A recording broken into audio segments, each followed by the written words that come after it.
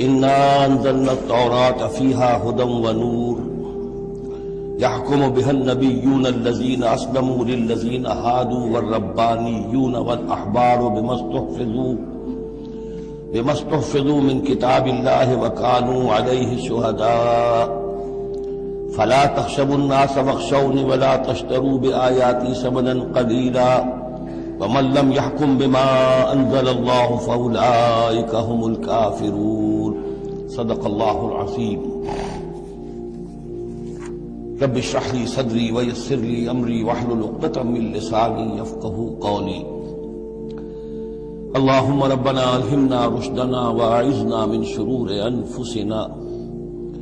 اللهم وفقنا لما تحب وترضى آمین یا رب العالمین۔ سورہ مائدہ کا یہ 7واں رکوع جو اب ہم پڑھنے لگے ہیں اور جو حسن اتفاق سے 7 ہی آیات پر مشتمل ہے، یہ بھی قرآن حکیم کے بہت اہم مقامات میں سے ہے اور اس میں بہت سخت تحدید ہے، تنبیہ ہے، دھمکی ہے ان لوگوں کے لیے کہ جو کسی آسمانی شریعت پر ایمان کے دعوے دار ہوں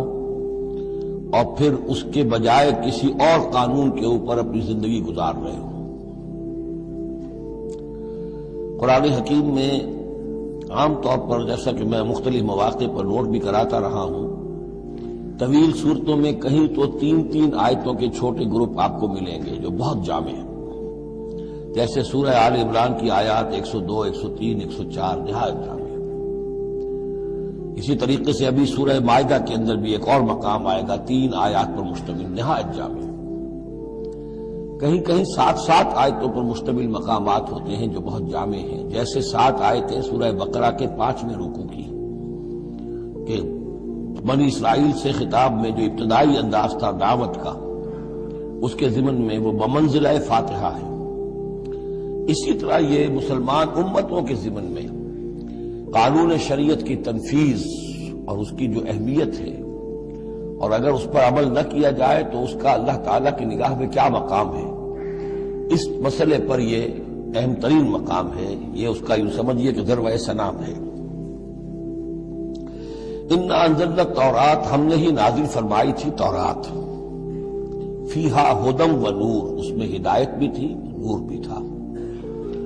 یحکم بہا النبیون، اس کی بدولت یا اس کے ذریعے سے فیصلہ کرتے تھے انبیاء کرام، الذین اسلموا، ظاہر بات ہے وہ تمام جو انبیاء کرام تھے وہ خود بھی اللہ کے فرمانبردار تھے، للذین ہادوا، ان لوگوں کے درمیان کے جو یہودی ہوئے، یعنی یہودیوں کے لیے یہ شریعت تھی تورات، اور انبیاء کرام جیسا کہ میں نے حدیث آپ کو سنائی ہے، کانت بنی اسرائیل تسوسہم الانبیاء، کہ بنی اسرائیل کی سیاست اور حکومت کا معاملہ جو ہے، انتظام و انصرام انبیاء کے ہاتھ میں ہوتا تھا، تو ظاہر بات ہے وہی فیصلے کرتے تھے۔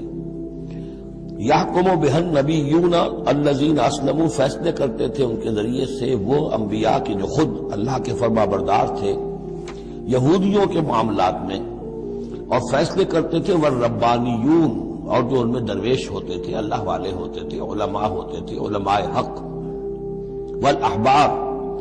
اور علماء، ربانیون کہنا چاہیے زیادہ، اللہ والے، یعنی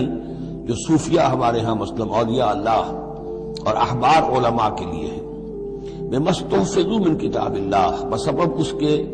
کہ ان کو نگران بنایا گیا تھا، ان سے حفاظت طلب کی گئی تھی اللہ کی کتاب کی،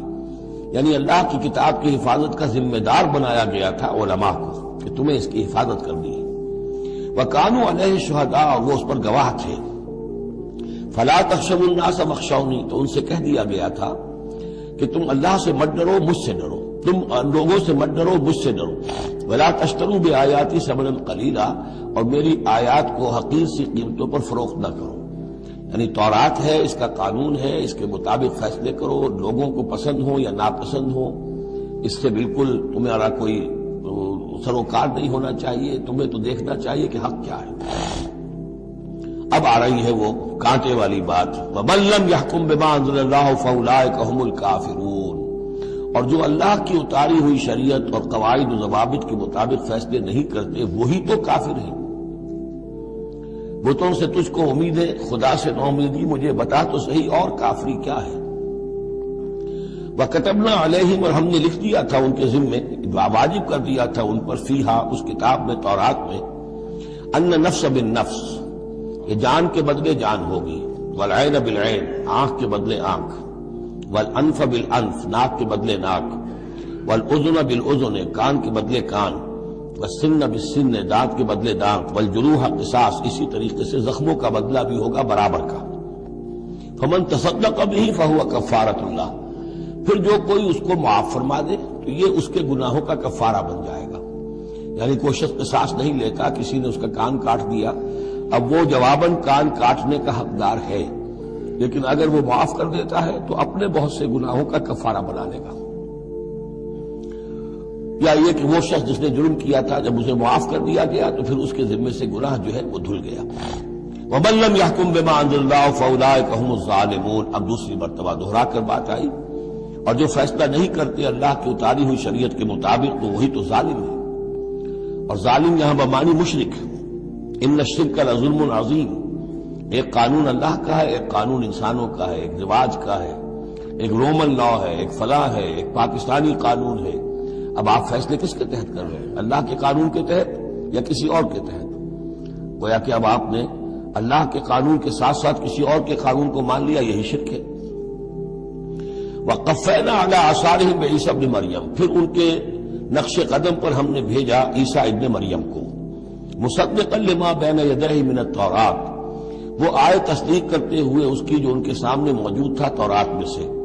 وآتیناہ الانجیل، اور ہم نے انہیں انجیل عطا کی ہے، فیہ ھدی ونور، اس میں بھی ہدایت بھی تھی، نور بھی تھا، ومصدقا لما بین یدیہ من التوراۃ، اور وہ تصدیق کر رہی تھی وہ انجیل بھی اس کی جو تورات میں سے اس کے سامنے موجود تھا، وہدی وموعظۃ للمتقین، اور وہ ہدایت تھی، رہنمائی تھی، اور موعظہ تھی، نصیحت تھی تقوی والوں کے لیے۔ وَلْيَحْكُمْ أَهْلُ الْإِنجِيلِ بِمَا أَنزَلَ اللَّهُ فِيهِ،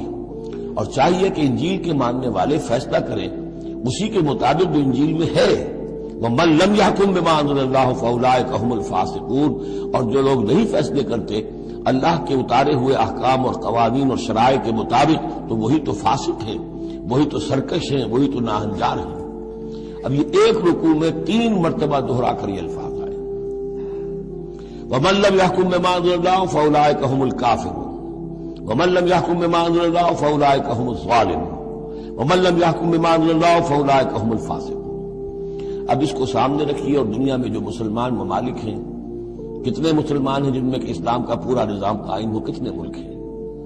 کہاں ہے کہ جہاں اسلام کی شریعت اور قرآن کی شریعت نافذ ہو؟ تو گویا کہ ہم اگرچہ انفرادی اعتبار سے مسلمان ہیں، لیکن نظام جو ہے ہمارا وہ کافرانہ ہے۔ اب تیسرے نمبر پر وَأَنزَلْنَا إِلَيْكَ الْكِتَابَ بِالْحَقِّ مُصَدِّقًا لِمَا بَيْنَ يَدَيْهِ، اور اب اے نبی صلی اللہ علیہ وسلم ہم نے آپ پر کتاب نازل فرمائی حق کے ساتھ، یہ بھی تصدیق کرتے ہوئے آئی ہے ان دونوں کی جو اس کے سامنے موجود ہیں، من الکتاب، کتاب میں سے، وَمُهَيْمِنًا عَلَيْهِ، اب البتہ یہ ان کی نگران بن کر آئی ہے،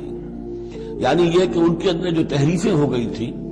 اب ان کی تصحیح اس کے ذریعے سے ہو رہی ہے، یہ بتائے گی، اور یہ گویا کہ اب وہ کسوٹی ہے کہ اس پر پرکھا جائے گا، تورات کی کوئی شے اس کے خلاف ہے تو گویا کہ وہ محرف شے ہے۔ فَحْكُم بَيْنَهُم بِمَا أَنزَلَ اللَّهُ،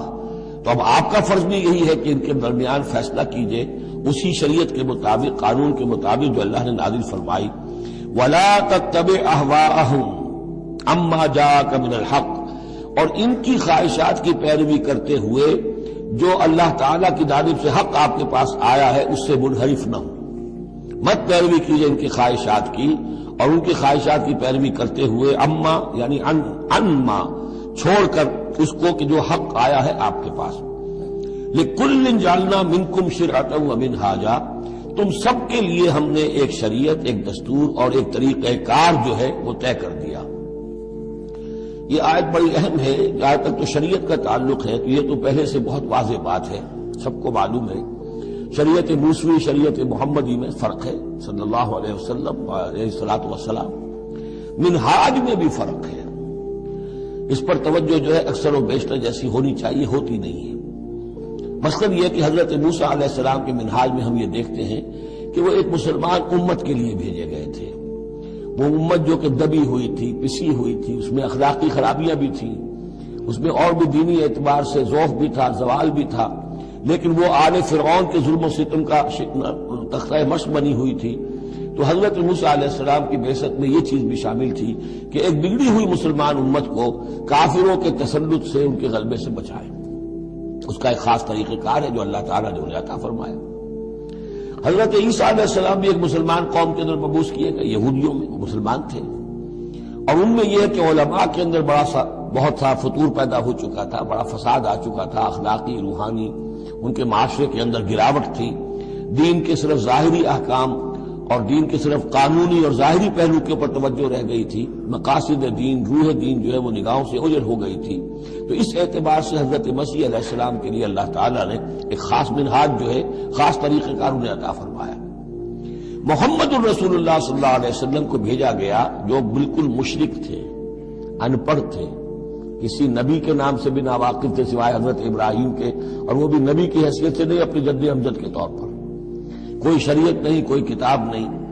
ضلوا ضلالا بعیدا، ان میں بھیجا گیا. اور ان میں سے آپ نے اپنی دعوت اور تبلیغ کے ذریعے سے ایک عظیم جماعت برپا کی صحابہ کرام کی، اس کو حزب اللہ بنایا، پارٹی بنایا، اور پارٹی بنا کر پھر انہوں نے کفر اور شرک کے خلاف، اور ائمۃ الکفر جو ہیں، کفر کے جو رہنما تھے اور جو سربراہ تھے، ان کے خلاف جہاد کیا، قتال کیا، اور بالآخر اللہ کے دین کو قائم کیا. یہ منہاج ہے محمد الرسول اللہ صلی اللہ علیہ وسلم کا.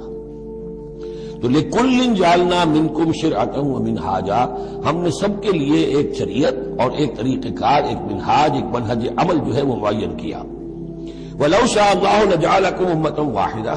اللہ چاہتا تو تم سب کو ایک ہی امت بنا دیتا. وَلَكِنْ لِيَبْلُوَكُمْ فِي مَا آتَاكُمْ، لیکن اللہ کی حکمت اس کی متقاضی ہوئی کہ جس کو جو کچھ دیا گیا ہے اب اس کے حوالے سے اس کو آزمائے. اب ہمارے لیے اصل اسوہ حضرت موسیٰ نہیں ہے، اصل اسوہ حضرت عیسیٰ نہیں ہے. لَقَدْ كَانَ لَكُمْ فِي رَسُولِ اللَّهِ أُسْوَةٌ حَسَنَةٌ، تمہارے لیے اے مسلمانوں اسوہ ہے اللہ کے رسول محمد صلی اللہ علیہ وسلم کی ذات مبارکہ میں. حضرت عیسیٰ نے شادی نہیں کی، ہمارے لیے اسوہ نہیں ہے. حضور نے تو فرمایا النکاح من سنتی، ساتھ ہی فرمایا من رغب عن سنتی فلیس منی. تو معاملہ یہ ہے کہ وہ اللہ کے نبی تھے، ان کے لیے جو بھی طریقہ اللہ نے سمجھا، مناسب سمجھا، وہ ان کو عطا کیا. لیکن ہمارے لیے جو ہے وہ منہاج نبوی ہے، وہ منہج انقلاب نبوی ہے، جس کا کہ گہرا شعور ہم پیدا کریں اور اسی کو پھر لے کر چل کر، اور اسی طور سے جس طور سے کہ حضور نے اللہ کے دین کو برپا کیا، قائم کیا، غالب کیا، پہلے نظام برپا کیا، پھر قانون نافذ کیا، تو اسی طریقے سے ہم اس کی کوشش کریں. فاستبقوا الخیرات، تو تم نیکیوں میں ایک دوسرے سے آگے نکلنے کی کوشش کرو. الی اللہ مرجعکم جمیعا، تم سب کا لوٹنا ہے اللہ ہی کی طرف. فینبئکم بما کنتم فیہ تختلفون، تو وہ تمہیں جتلا دے گا ان چیزوں کے بارے میں جن میں تم اختلاف کرتے رہے تھے. وَأَنِحْكُمْ بَيْنَهُمْ، پھر دوبارہ حضور سے تاکید کے ساتھ دوبارہ کہا اور فیصلہ کیجئے ان کے مابین بما انزل اللہ، اس شریعت کے مطابق جو اللہ نے اتاری ہے. ولا تتبع اہواءہم، اور ان کی خواہشات کی پیروی نہ کیجیے. آج ہم کن کی خواہشات کی پیروی کر رہے ہیں؟ جو بھی ہمارے سیاسی ذمہ دار ہیں، جو بھی نمائندے ہیں، جو چاہتے ہیں قانون بناتے ہیں، بیٹھ کر ایک دن میں جو چاہے حکم لگا دیں، فیصلہ کر دیں، ہم ان کے پابند ہیں. ہم تو ان کی پیروی کر رہے ہیں، اللہ کے حکم کی پیروی تو نہیں کر رہے. اللہ یہ کہ ایک زبردست تحریک اٹھائیں، زبردست جماعت بنائیں، طاقت بنائیں، قربانیاں دیں، جانیں دیں، اور اس کے بعد یہ کہ نظام بدلے اور اللہ کے دین کو قائم کریں. یہاں حضور سے کہا جا رہا ہے کہ آپ ان کی خواہشات کی پیروی نہ کیجیے. وَأَنِحْكُمْ بَيْنَهُمْ بِمَا أَنزَلَ اللَّهُ وَلَا تَتَّبِعْ أَهْوَاءَهُمْ وَاحْذَرْهُمْ أَن يَفْتِنُوكَ عَن بَعْضِ مَا أَنزَلَ اللَّهُ إِلَيْكَ، اور ان سے بچتے رہیے. بی آن دی گارڈ، آپ اپنی حفاظت کیجئے. ایسا نہ ہو کہ یہ بچلا دے آپ کو ان چیزوں سے کہ جو اللہ تعالیٰ نے آپ کی طرف نازل کی ہے. دباؤ رہے گا، ہر طرف کا پریشر آئے گا، لیکن آپ کو کھڑے رہنا ہے اس شریعت پر کہ جو اللہ تعالیٰ نے آپ پر نازل فرمائی ہے. فَإِن تَوَلَّوْا، پھر اگر وہ روگردانی کرے، فَاعْلَمْ، تو جان لیجئے، أَنَّمَا يُرِيدُ اللَّهُ أَن يُصِيبَهُم بِبَعْضِ ذُنُوبِهِمْ، کہ کہ اللہ تعالیٰ انہیں ان کے بعض گناہوں کی سزا دینا چاہتا ہے۔ یہ ہے کانپنے والا مقام۔ اگر ہم اپنے اس ملک کے اندر اسلام کو قائم نہیں کرتے اور ہماری ساری کوشش کے باوجود وہ نہیں ہو رہا تو اس کی کیا معنی ہے؟ اللہ کے عذاب کا کوئی کوڑا مقدر ہو چکا ہے۔ وَإِن تَوَلَّوْا فَاعْلَمْ أَنَّمَا يُرِيدُ اللَّهُ أَن يُصِيبَهُم بِبَعْضِ ذُنُوبِهم، اگر وہ پیٹھ موڑ لیں، انکار کریں، تو جان لو کہ اللہ تعالیٰ در حقیقت ان کے گناہوں کی پاداش میں کوئی پکڑ اور کوئی اِنَّ بَطْشَ رَبِّكَ لَشَدِيدٌ کے مصداق کوئی سزا انہیں دینا چاہتا ہے۔ وَإِنَّ كَثِيرًا مِّنَ النَّاسِ لَفَاسِقُونَ، اور اس میں تو کوئی شک ہی نہیں ہے کہ لوگوں میں اکثر جو ہیں، بہت سے لوگ وہ فاسق ہیں، نافرمان ہیں۔ أَفَحُكْمَ الْجَاهِلِيَّةِ يَبْغُونَ، تو کیا یہ جاہلیت کے فیصلے چاہتے ہیں؟ جاہلیت کہتے ہیں اس دور کو جو حضور کی بعثت سے قبل کا دور ہے۔ تو کیا اب بھی یہ دستور، ہمارا دستور، ہماری روایات، ہماری ریت اس کے فیصلے پر چلنا چاہتے ہیں؟ جیسے کہ مسلمان زمیندار کھڑا ہو کر انگریز کی عدالت میں کہا کرتا تھا کہ ہمیں اپنی وراثت کے مقدمات کے فیصلوں میں شریعت کا فیصلہ نہیں چاہیے، ہمیں رواج کا چاہیے، مسلمان کہتے تھے۔ افحکم الجاہلیت یبغون، تو کیا یہ جاہلیت کا حکم چاہتے ہیں؟ ومن احسن من اللہ حکما لقوم یوقنون، تو اللہ تعالیٰ کے حکم و فیصلے سے بہتر کس کا حکم ہو سکتا ہے؟ لیکن کن کے حق میں؟ جو یقین رکھنے والے ہوں۔ اللہم ربنا اجعلنا منہم، ہمیں اللہ تعالیٰ اس یقین اور ایمان حقیقی کی دولت سے سرفراز فرمائے۔ یا ایھا الذین آمنوا لا تتخذوا اليہود والنصارى اولیاء، اہل ایمان یہود اور نصارہ کو اپنے حمایتی اور پشت پناہ نہ بناؤ۔ بعضهم اولیاء بعض، وہ خود ایک دوسرے کے ان میں سے بعض کے پشت پناہ ہیں، مددگار ہیں۔ اس کے بارے میں حال ہی میں نے رائے ظاہر کی ہے کہ یہ در حقیقت پیشین گوئی تھی جو اس دور میں آ کر پوری ہوئی ہے۔ جب قرآن نازل ہوا ہے تب تو صورت وہ تھی جو ہم پڑھ آئے ہیں کہ اغرینا بینہم العداوۃ والبغضاء الی یوم القیامہ، ہم نے تو ان کے مابین دشمنی اور بغض پیدا کر دیا، دشمنی رہی ہے شدید ان کی آپس میں، اور ان کچھ تو خون ہوتا رہا ہے۔ لیکن یہ کہ ایک پیشن گوئی تھی جو پوری ہوئی ہے اس صدی میں آ کر۔ بالفور ڈکلیریشن کے بعد سے صورتحال یہ بنی ہے کہ ان کا گٹھ جوڑ شروع ہوا ہے، اور پھر اسرائیل کی حکومت قائم ہوئی ہے، اور وہ ہوئی ہے برطانیہ کے زیر اثر اور امریکہ کے زیر اثر، اور اب بھی اگر وہ قائم ہے تو اصل میں انہیں عیسائیوں کی سپورٹ کی وجہ سے قائم ہے۔ وہ عیسائی سپورٹ کیوں کر رہے ہیں؟ کہ ان کے ممالک کی ساری معیشت کو یہودی جو بینکرز ہیں انہوں نے قابو میں کیا ہوا ہے۔ تو اب ان کا گٹھ جوڑ جو ہے وہ اس درجے ہو چکا ہے، آپس میں گتھ گئے ہیں کہ ان کی مالیات ساری عیسائی ممالک کی مالیات پر قبضہ ہے یہودیوں کا، لہذا اس کو ان کی ساری سپورٹ جو ہے ملٹری سپورٹ وہ یہودیوں کو حاصل ہو رہی ہے۔ یا ایھا الذین آمنوا لا تتخذوا اليہود والنصارى اولیاء، مت بناؤ یہودیوں اور عیسائیوں کو اپنے حمایتی اور پشت پناہ۔ بعضهم اولیاء بعض، وہ ایک دوسرے کے مددگار ہیں۔ ومن یتولہم منکم، اور جو کوئی تم میں سے ان سے دوستی رکھے گا، ان سے پیکٹ کرے گا، ان سے اپنی حمایت تلاش کرے گا، فإنہ منہم، وہ انہی میں سے شمار کیا جائے گا۔ پھر ہم اسے مسلمان نہیں سمجھیں گے، ہماری نگاہوں میں پھر وہ یہودی اور نصرانی ہے۔ ان اللہ لا یہدی القوم الظالمین، اللہ ایسے ظالموں کو ہدایت نہیں دیتا۔ آج ہماری جو ہے اکثر ممالک کی پالیسی کدھر جا رہی ہے اور قرآن کا فتویٰ کیا ہے اس پر وہ آپ کے سامنے آ گیا۔ فَتَرَى الَّذِينَ فِي قُلُوبِهِم مَرَضٌ، تو تم دیکھو گے ان لوگوں کو جن کے دلوں میں روگ ہے، یُسَارِعُونَ فِیہم، انہی کے اندر گھسنے کی کوشش کرتے رہتے ہیں۔ لے جاؤ کشمیر کا مسئلہ، پھر بھاگو UN کی طرف، پھر جاؤ فلاں اور پھر فلاں اداروں میں وہیں سے معاملات طے کرواؤ۔ گویا کہ ساری ہماری بھاگ دوڑ تگ و دو جو ہے پھر یہی ہے کہ انہی کے اندر تَرَى الَّذِينَ فِي قُلُوبِهِم مَرَضٌ، کیوں؟ اس لیے کہ دلوں میں روگ ہے، نفاق ہے۔ ایمان ہو، اللہ پر اعتماد ہو، اللہ پر یقین ہو، اللہ سے خلوص اور اخلاص ہو تو یقین ہوگا اللہ مدد کرے گا ہماری۔ ان تنصروا اللہ ینصرکم، پھر آپ لڑ جائیں گے، بھڑ جائیں گے۔ جب وہ روگ ہے، اللہ پر اعتماد نہیں، خود اللہ کے ساتھ مخلص نہیں، توقع نہیں کہ اللہ مدد کرے گا، تو اب رہ گیا UN اور امریکہ بہادر۔ فَتَرَى الَّذِينَ فِي قُلُوبِهِم مَرَضٌ يُسَارِعُونَ فِيهِم، وہ تو انہی کے اندر گھستے رہتے ہیں، کوشش کرتے رہتے ہیں۔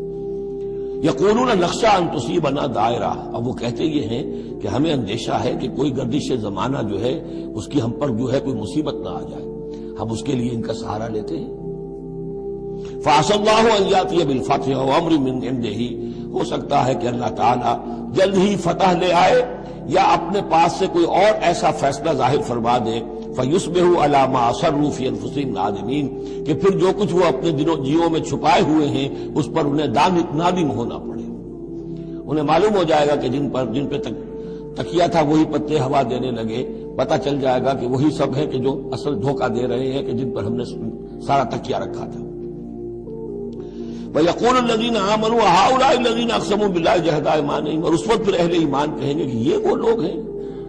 کہ جو قسمیں کھا کھا کر کہا کرتے تھے انہم لمعکم، کہ وہ تمہارے ساتھ ہیں، حبطت اعمالہم فاصبحوا خاسرین، ان کے تمام اعمال حبط و اکارت ہو جائیں گے اور وہ خسارے والے بن کر رہ جائیں گے۔ اب آ رہی ہیں وہ 3 آیتیں جو میں نے عرض کیا ہے کہ یہ 3 آیتیں اہل ایمان کے لیے،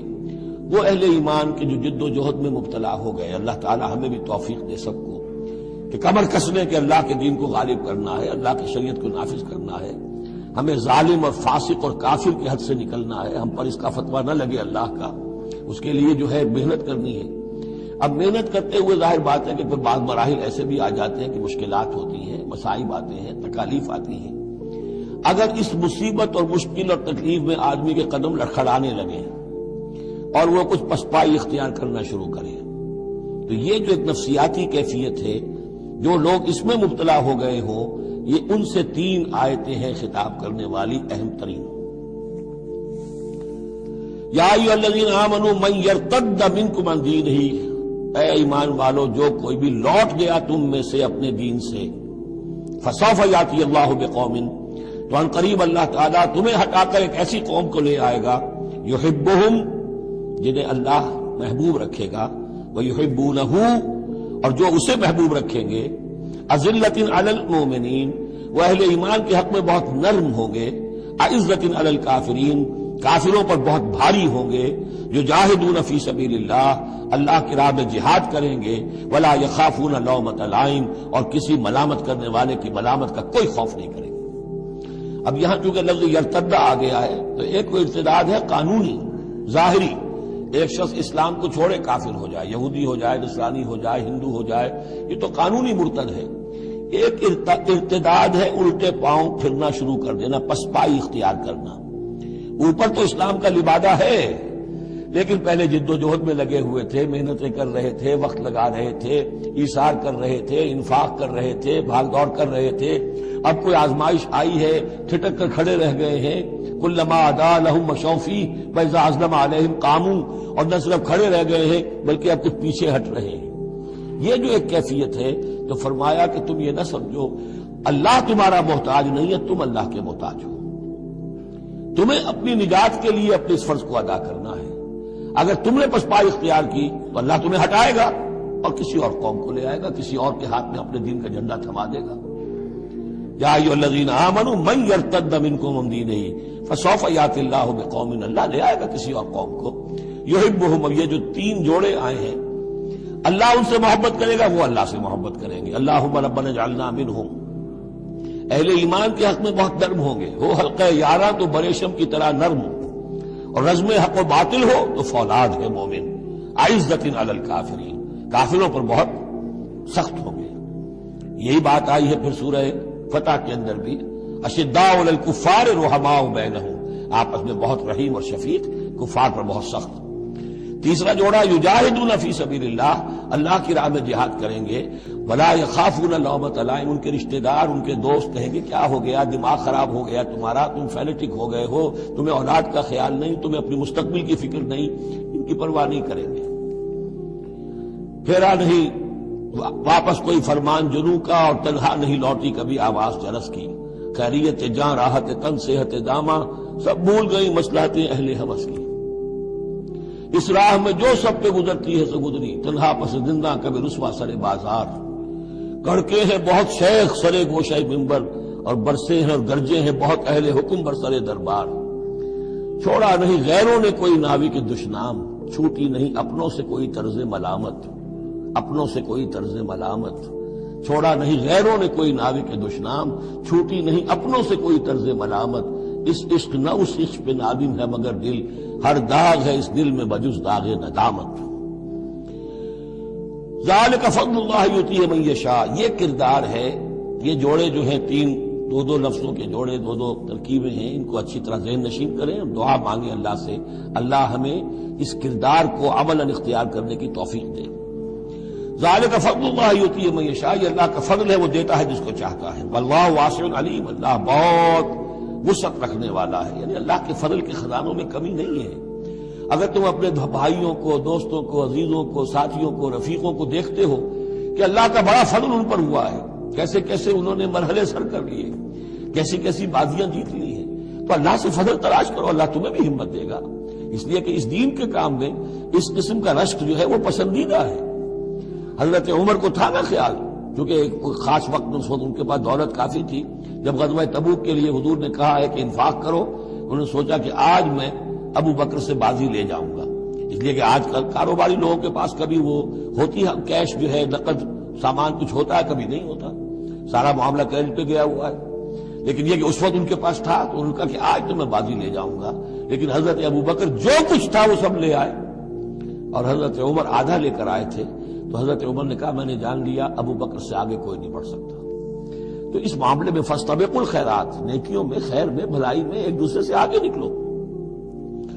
انما ولیکم اللہ ورسولہ، تمہارا ولی تو اصل میں اللہ ہے، اس کا رسول ہے، تمہارا دوست، پشت پناہ، حمایتی، رازدار جو ہونے چاہیے اللہ نمبر 1، رسول نمبر 2، والذین آمنوا، اور اہل ایمان۔ کفار سے، یہود سے، نصارہ سے، ہندوؤں سے، کسی اور سے دلی دوستی یہ ایمان کے منافی ہے۔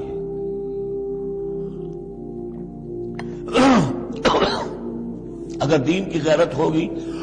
اللہ اور اس کے رسول کی حمیت دل میں ہوگی تو دلی دوستی نہیں ہو سکتی۔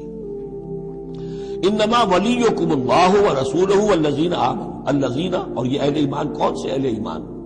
میرے اور آپ جیسے اہل ایمان نہیں، وہ اہل ایمان الذین یقیمون الصلاۃ ویؤتون الزکاۃ وہم راکعون، جو نماز قائم رکھتے ہیں، زکوٰۃ دیتے ہیں جھک کر۔ یہاں راکعون کا مطلب یہ ہے کہ رکوع کرتے ہیں، وہ صحیح نہیں ہے، یہ زکوٰۃ دینا اس لیے کہ ہم پڑھ چکے ہیں سورہ بقرہ میں کہ سب سے بڑھ کر انفاق فی سبیل اللہ کا مستحق کون ہے؟ للفقراء الذین احصروا فی سبیل اللہ،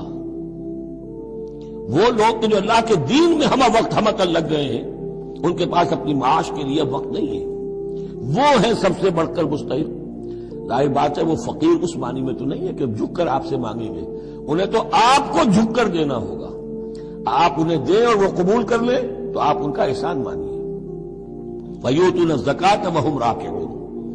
وَمَنْ يَتَوَلَّ اللَّهَ وَرَسُولَهُ، اور جو کوئی بھی اللہ اور اس کے رسول کے ساتھ دوستی قائم کر لے گا، وَالَّذِينَ آمَنُوا، اور اپنا حقیقی دلی رشتہ انہی کے ساتھ قائم کرے گا جو اہل ایمان ہیں، فَإِنَّ حِزْبَ اللَّهِ هُمُ الْغَالِبُونَ، یہاں یوں سمجھیے کہ محذوف یہ ہے کہ پھر یہ حزب اللہ بن جائیں گے، اور سن لو کہ حزب اللہ ہی غالب رہنے والے ہیں۔ یہ شرائط پہلے پوری کی جائیں، یہ تمام معیارات جو ہیں ان پر پورا اترا جائے، پھر یقیناً اللہ تعالیٰ کا یہ وعدہ ہے فَإِنَّ حِزْبَ اللَّهِ هُمُ الْغَالِبُونَ، یقیناً پھر حزب اللہ جو ہے وہی غالب رہے گی۔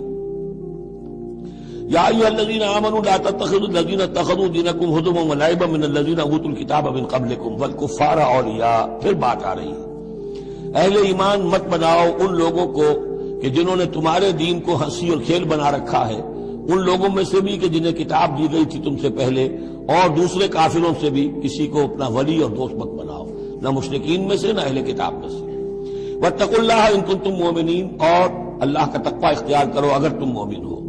وَإِذَا نَادَيْتُمْ إِلَى الصَّلَاةِ اتَّخَذُوهَا هُزُوًا وَلَعِبًا، جب تم نماز کے لیے پکارتے ہو، اذان دیتے ہو، تو یہ لوگ اس کا مذاق اڑاتے ہیں، نقلیں کرتے ہیں۔ ذَلِكَ بِأَنَّهُمْ قَوْمٌ لَا يَعْقِلُونَ، یہ اس لیے کہ یہ وہ لوگ ہیں کہ جو عقل سے عاری ہیں۔ قُلْ يَا أَهْلَ الْكِتَابِ، ان سے کہیے اے نبی کہ اے کتاب والو، هَلْ تَنْقِمُونَ مِنَّا، آخر تمہیں کیا ضد ہو گئی ہے ہم سے، کس بات کا انتقام ہم سے لے رہے ہو؟ إِلَّا أَنْ آمَنَّا بِاللَّهِ، سوائے اس بات کے کہ ہم ایمان لائے اللہ پر، وما انزل الینا، اور اس پر جو ہم پر نازل کیا گیا، وما انزل من قبل، اور اس پر بھی جو پہلے نازل کیا، وَأَنَّ أَكْثَرَكُمْ فَاسِقُونَ، واقعہ یہ ہے کہ تمہاری اکثریت جو ہے اب نافرمانوں پر اور ناہنجاروں پر مشتمل ہو چکی ہے۔ قُلْ هَلْ أُنَبِّئُكُمْ بِشَرٍّ مِّن ذَلِكَ، کہیے کہ کیا میں تمہیں بتاؤں یہ جو تم مذاق اڑا رہے ہو اور تماشا کر رہے ہو اور استہزاء کر رہے ہو، اس سے زیادہ بری بات کیا ہے؟ مصوبۃ عند اللہ، سزا ہوگی اللہ کی طرف سے، اور وہ سزا کیسی کیسی ہوگی؟ من لعنہ اللہ، جس کو اللہ لعنت فرما دے، وغضب علیہ، اور اس پر غضبناک ہو جائے، وجعل منہم القردۃ والخنازیر،